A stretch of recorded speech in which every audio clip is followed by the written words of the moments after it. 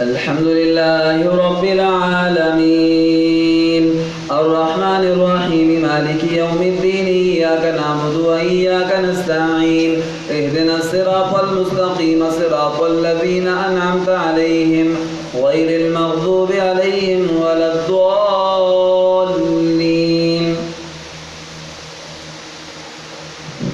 تنزيل الكتاب من الله العزيز الحكيم إنا أنزلنا إليك الكتاب بالحق فاعبد الله مخلصا له الدين ألا لله الدين الخالص والذين اتخذوا من دونه أولياء ما نعبدهم إلا ليقربونا إلى الله زلفى إن الله يحكم بينهم فيما هم فيه يختلفون إن الله لا يهدي من هو كاذب كفار لو أراد الله أن يتخذ ولدا لاصطفى مما يخلق ما يشاء سبحانه هو الله الواحد القهار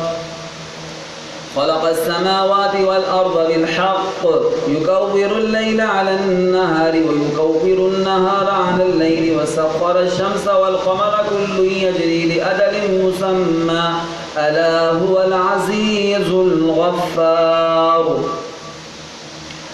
خلقكم من نفس واحدة ثم جعل منها زوجها وأنزل لكم من الأنعام 8 أزواج يخلقكم في بطون أمهاتكم خلقا من بعد خلق في ظلمات 3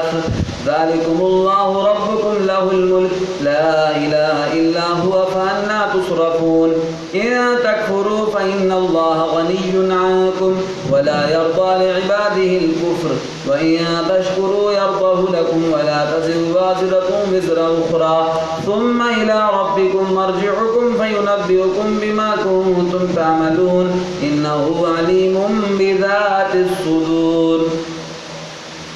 وإذا مس الإنسان ضر دعا ربه منيبا إليه ثم إذا خوله نعمة منه نسي ما كان يدعو إليه من قبل وجعل لله أندادا ليضل عن سبيله قل تمتع بكفرك قليلا إنك من أصحاب النار أمن هو قانت آناء الليل ساجدا وقائما يحذر الآخرة ويرجو رحمة ربه قل هل يستوي الذين يعلمون والذين لا يعلمون إنما يتذكر أولو الألباب الله أكبر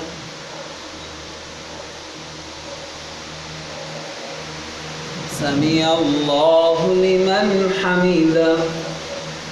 الله أكبر الله أكبر الله أكبر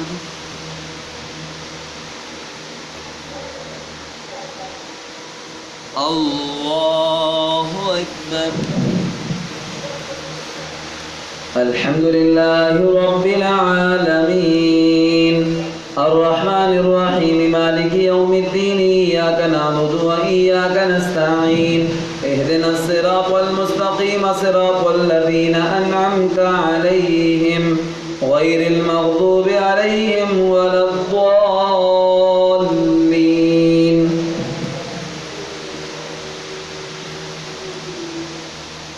قل يا عبادي الذين آمنوا اتقوا ربكم للذين أحسنوا في هذه الدنيا حسنة وأرض الله واسعة إنما يوفى الصابرون أجرهم بغير حساب قل إني أمرت أن أعبد الله مخلصا له الدين وأمرت لأن أكون أول المسلمين قل إني أخاف إن عصيت ربي عذاب يوم عظيم قل الله أعبد مخلصا له ديني فاعبدوا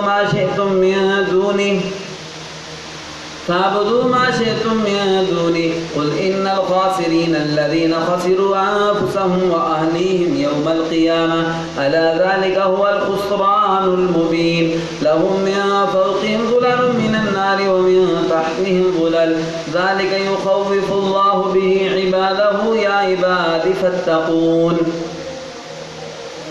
والذين اجتنبوا الطاغوت أن يعبدوها وأنابوا إلى الله لهم البشرى فبشر عباد الذين يستمعون القول فيتبعون أحسنه أولئك الذين هداهم الله وأولئك هم أولو الألباب أفمن حق عليه كلمة العذاب أفأنت تنقذ من في النار لكن الذين اتقوا ربهم لهم غرف من فوقها غرف مبنية تجري من تحتها الأنهار وعد الله لا يخلف الله الميعاد